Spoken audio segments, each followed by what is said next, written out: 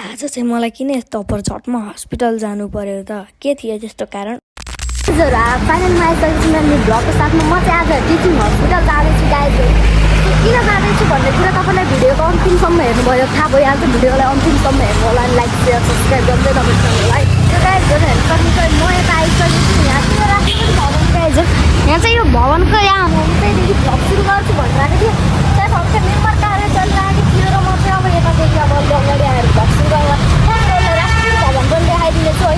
सबजनाले मलाई सपोर्ट गर्नु होला, सपोर्ट गर्नु होला। हेर्नु सक्नुहुन्छ मेन रोड तर्फ गाडीहरू गुडी नै राखेका छन् है। यो अफिस टाइममा चाहिँ यहाँ लास्टै गाडीहरू हुन्छ यहाँ गाडीहरू है। पुरै गाडीहरू हेर्नु न, जाम पनि हुन्छ है। उहाँ हेर्नु जाम भइसकेको छ। अफिस टाइममा चाहिँ यहाँ लास्टै हुन्छ गाडीहरू। त्यो मेरो भ्लगलाई अन्तिमसम्म हेर्नु होला अनि लाइक सेयर सब्सक्राइब गर्नुहोस् है गाडीहरू। हेर्नु सक्नुहुन्छ म चाहिँ राष्ट्रपति भवन लिएर आइसकेँ होइन। म हजुरहरूलाई यतादेखि देखाइदिन्छु है, हेर्नु सक्नुहुनेछ।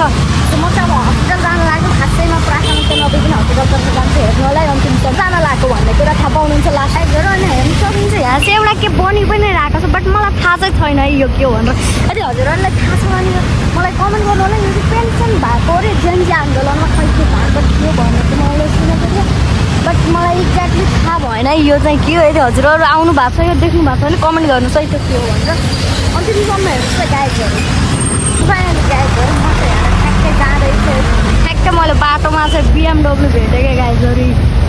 BMW हेर्नु सक्नुहुन्छ, BMW चाहिँ भइसक्यो है। हजुरहरूलाई कस्तो लाग्यो अन्तिमसम्म मेरो भ्लग हेर्नु होला गाइजहरू है।